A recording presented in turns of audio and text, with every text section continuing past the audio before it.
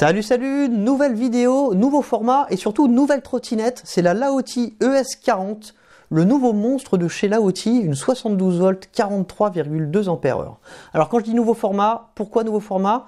C'est parce qu'on va se concentrer sur les caractéristiques, je vais vous donner des chiffres, des mesures, bref, tout ce que vous voulez savoir sur cette trottinette-là. Pour le roulage, ce sera une autre vidéo et ce sera avec ma compagne qui rejoint la chaîne officiellement. Et bien écoutez, c'est parti, c'est juste après le générique. Les trottinettes électriques impossible de leur échapper, elles sont pas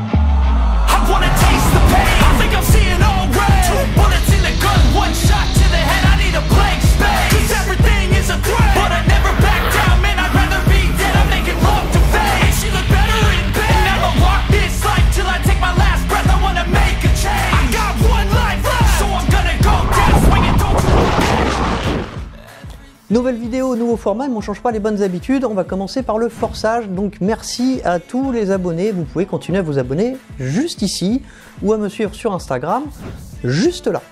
Les trottinettes Laoti sont vendues chez Banggood et exclusivement chez Banggood. Et comme d'hab, vous avez un code promo que vous allez retrouver en description. Mais alors là, c'est pas n'importe quel code promo. Il vous offre 600 € de réduction, vous avez bien entendu. C'est-à-dire que cette trottinette-là, vous allez pouvoir l'avoir pour moins de 2500 €. Alors, petit changement pour simplifier la vie à tout le monde. Le code promo, vous ne le retrouverez pas directement en description. Ce que vous retrouvez en description, c'est un lien vers un Google Sheet dans lequel je maintiens à jour tous les codes promo. Voilà. Alors, c'est terminé pour le forçage. On va passer au montage et puis au contenu de la boîte. Alors, le montage, ça va être rapide. Déjà, elle était très bien emballée. Un bon carton. Alors, c'est un carton de 70 kg. Donc, généralement, il arrive sur palette. Donc, il est quand même bien protégé. Du polystyrène de partout. Et là, une fois qu'on a retiré le polystyrène, qu'est-ce qu'on a à monter? On a les clignotants à l'arrière. Alors, il n'y a pas grand-chose à faire. Il y a l'écrou qui est déjà derrière. Il suffit juste de serrer. Ça, c'est assez rapide. On a le cintre à monter sur la colonne. Les éléments sur le cintre sont déjà disposés. Donc ça, c'est pareil, hein, c'est assez rapide. Toutes les clés sont fournies. Ah, on va voir le contenu de la boîte dans un instant. Et puis, au niveau du montage, qu'est-ce qu'on avait encore? On avait le vérin de direction sur lequel je reviendrai parce qu'il est super intéressant. Alors, qu'est-ce qu'on avait dans la boîte? Dans la boîte, on a déjà un chargeur de 3 ampères, 84 volts 3 ampères qui permet de charger la trottinette en 14 heures. On a deux ports de charge qui sont situés ici, il me semble. Donc vous pouvez diviser par 2 le temps de charge, c'est-à-dire le ramener à 7 heures avec un second chargeur. N'hésitez pas à regarder d'ailleurs en description si vous achetez la trottinette. Je vous mettrai aussi un lien si vous voulez commander un second chargeur. On a ensuite cette enveloppe. Alors dans cette enveloppe, qu'est-ce qu'on a? On a la notice, bien entendu. Alors notice en français, mais je vais pas vous mentir, c'est un peu le bordel. Au niveau des illustrations, ils ont tout mélangé entre la ES40 et la TI40. Voilà, surtout au niveau du montage du cintre, ils vous expliquent comment monter le cintre de la TI40 qui ne se monte pas du tout de la même manière. Bon, donc on a la notice, la fameuse. On a aussi le certificat de conformité, le CE. Alors je vous rappelle que ça ne vous permet pas de rouler, ça permet juste d'importer les produits en Europe. Ce qui permet de rouler, c'est le respect de la réglementation. Et là, vous allez voir que pour une fois, on y est presque. On y est presque. Enfin, en tout cas, vous allez pouvoir rouler légalement avec, sans rajouter grand-chose.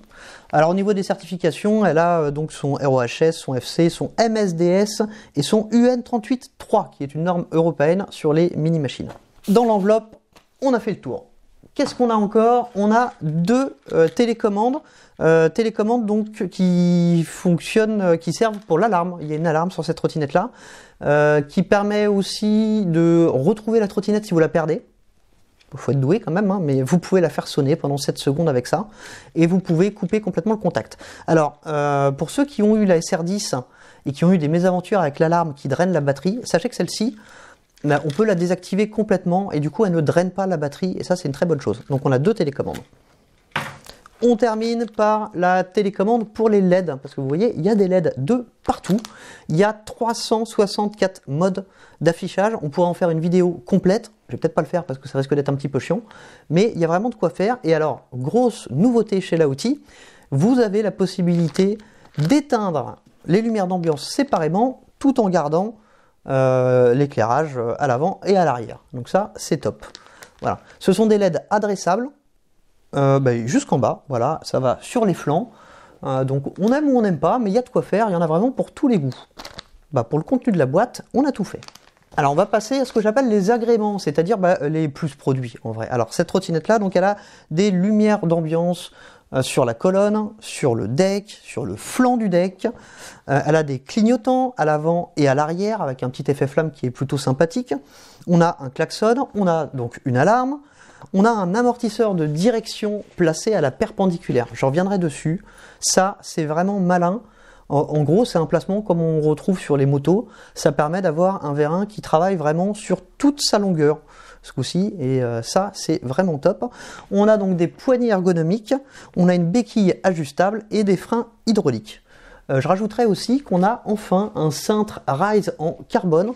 Et ça, vous pouvez m'en remercier puisque ça faisait partie de mes demandes. Et vous verrez d'ailleurs que Laoty m'avait demandé de faire beaucoup de retours sur la ES19, puisque forcément ils ont vu la vidéo et c'est une trottinette que je n'avais pas beaucoup aimée. Ils m'avaient demandé ce que j'aurais aimé avoir dessus pour la rendre meilleure.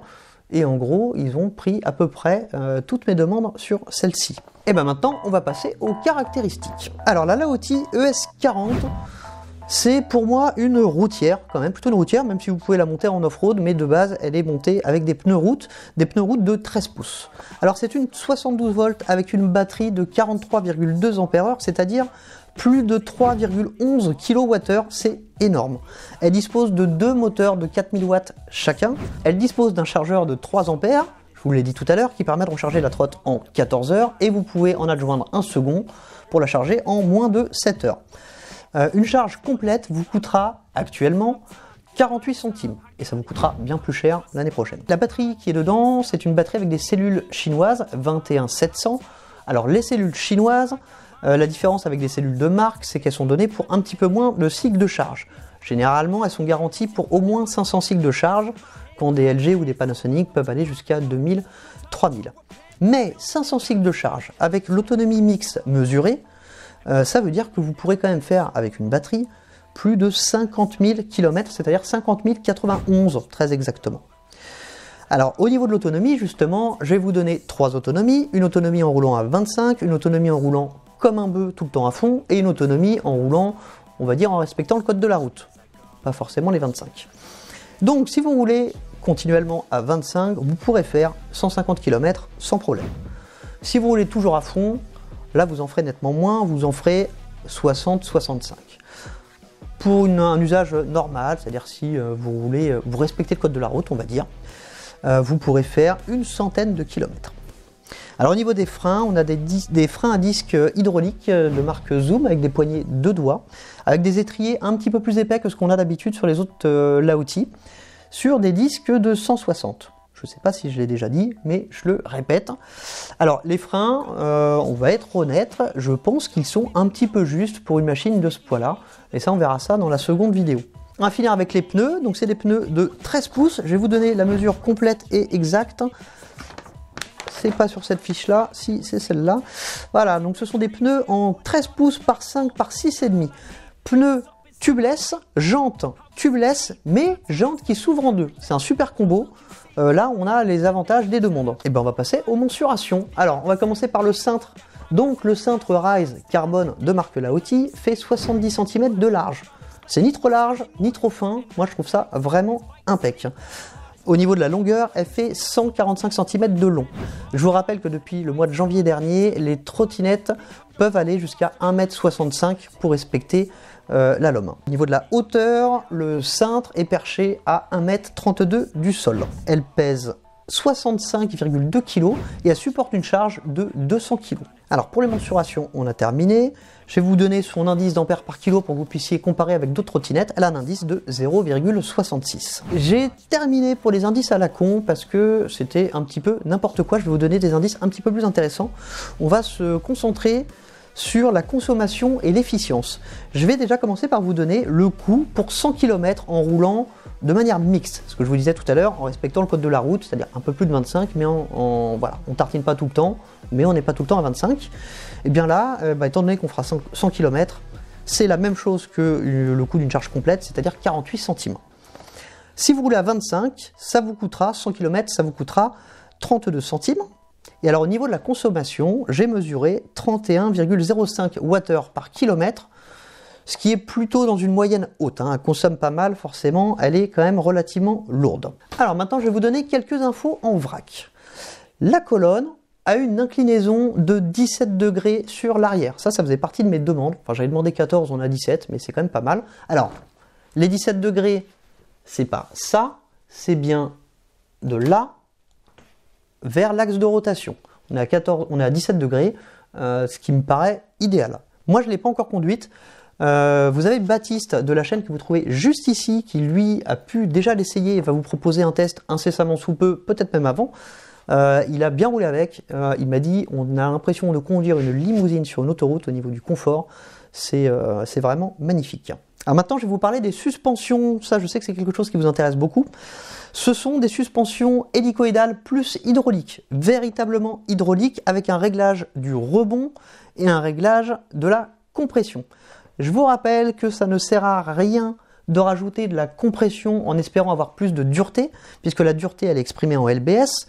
Que le ressort soit comprimé ou pas, sa dureté sera toujours la même. En fait, la compression, c'est l'équivalent d'une précharge sur une moto. Donc pour finir sur ces amortisseurs, c'est du 135 mm eye to eye avec un anthrax de 20 mm. Donc on est sur un standard, on est sur quelque chose qu'on peut trouver et changer plutôt facilement. Au niveau des dimensions, vous voyez que les clignotants dépassent sur les côtés, alors je me suis amusé à prendre la mesure en incluant les clignotants. Donc on est à 41 cm de large avec les clignotants. Le cale-pied, il mesure 14 par 13 cm et je vais vous donner les mesures complètes du deck pour une fois. Le deck fait 63 cm de long, 30 cm de large et 11,5 cm d'épaisseur. On a un grip façon skate, mais on a quelque chose qui est plutôt malin. Les trous sont percés pour pouvoir ouvrir le deck. Voilà, les vis sont apparentes, on n'a pas besoin de décoller le grip. Attention, il y a ton doigt qui se rapproche de l'objectif. On termine les infos en vrac avec la hauteur à laquelle vous êtes quand vous êtes sur le deck. Vous serez perché à 34 cm du sol. C'est quand même relativement haut. Alors maintenant, je vous ai dit, c'est une vidéo info.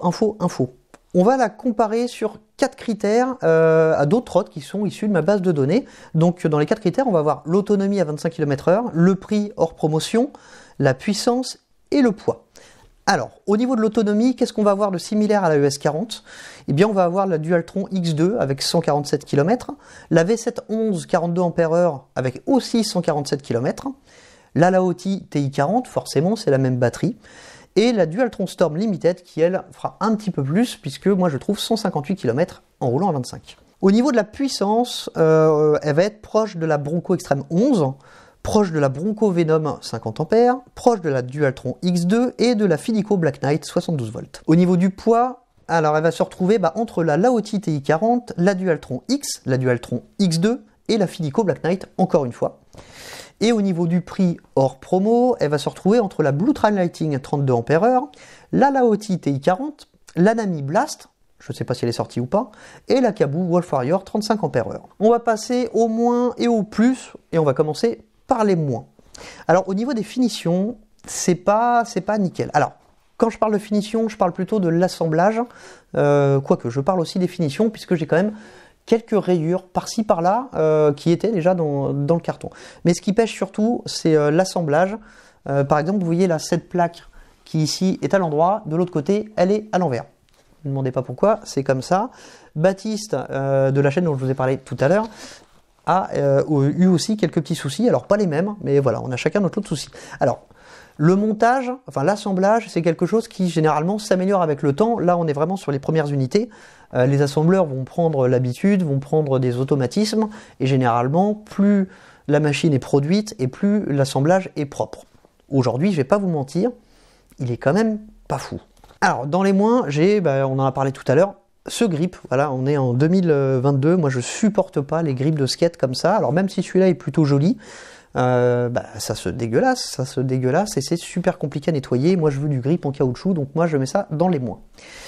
Dans les moins, eh bien, le feu stop qui est positionné sur le deck, ici, et c'est très con parce qu'on ne voit rien du tout, et c'est d'autant plus con que, je vous montre un truc. On a des beaux clignotants ici qui, pour une fois, sont plutôt visibles. Mais on a ici un petit liseré bleu. Alors c'est bien sympathique, mais pourquoi ne pas avoir mis le feu de position ici? Là, ce serait bien visible. Là, on a les feux de position qui sont en bas, en dessous. On ne voit rien de derrière. Ça, c'est stupide. Dans les moins, eh bien, on a ce display, alors c'est le QSS4, ça fait 4 ans qu'on le voit sur plein de trottinettes. Alors la nouveauté, c'est qu'il arrive chez Laoty, ce qui signifie qu'on a enfin des contrôleurs sinusoïdaux, donc c'est quand même une bonne nouvelle. Mais bon, en 2022, avoir un QSS4 alors qu'on a des tas de concurrents qui nous font des magnifiques displays centrales, ou centraux, je sais pas, mais enfin des displays au centre, bah là voilà, on se retrouve avec encore ce bon vieux QSS4. On a un Komodo pour les clignotants et les feux qui lui est plutôt correct. En revanche, on a encore cet horrible switch Eco Turbo Seagull Dual qui est vraiment dégueulasse. Voilà. Lui, il est toujours là, c'est une horreur. Dernier point négatif, eh bien là, j'aurais bien aimé avoir des cachets écrous, ça coûte pas cher, ça rajoute quand même un peu de cachet. Là, bon, moyen. Alors les plus, là les plus, on a une tartine. Et ben je reviens sur le QSS4. Mais pourquoi? Pas forcément pour le display, c'est surtout que ça signifie qu'on est enfin sur des contrôleurs sinusoïdaux.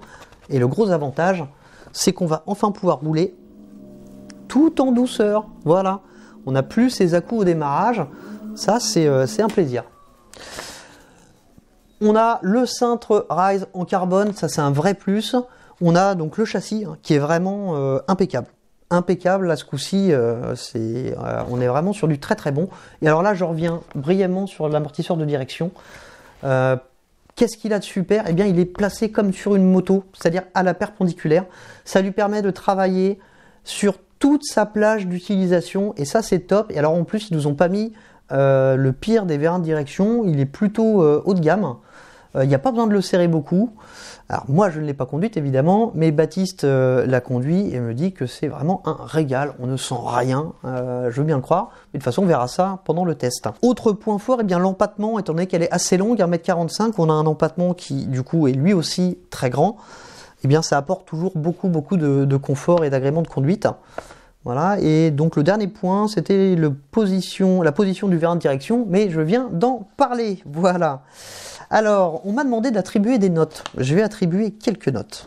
La première, ça va être la conformité à la LOM. C'est-à-dire, est-ce que vous allez pouvoir rouler légalement avec cette trottinette? Eh bien, oui. Alors, à peu de choses près. Elle est bridée à 25 par construction. C'est un débridage physique qu'il va falloir. Donc là-dessus, on est bon.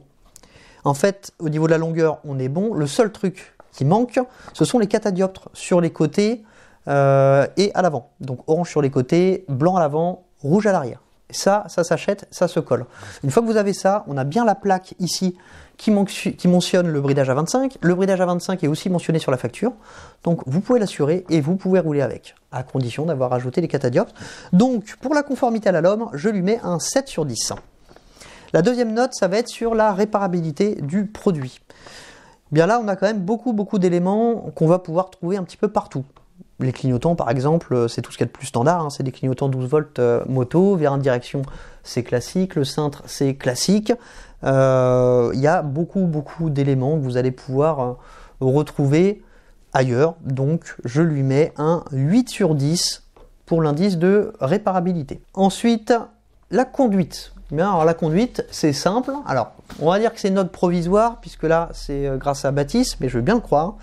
Eh bien, on lui attribue un 9 sur 10. Elle est hyper confortable, elle ne bouge pas. En même temps, voilà, c'est un bébé de 65 kg et d'1,45 m. En 13 pouces, ça ne peut être que stable. Alors ensuite, je vais vous parler d'efficience. L'efficience, c'est assez important, c'est la consommation de la trottinette. Alors vous l'avez vu tout à l'heure, on est plutôt dans le haut du panier. Donc je lui attribue un petit 5 sur 10.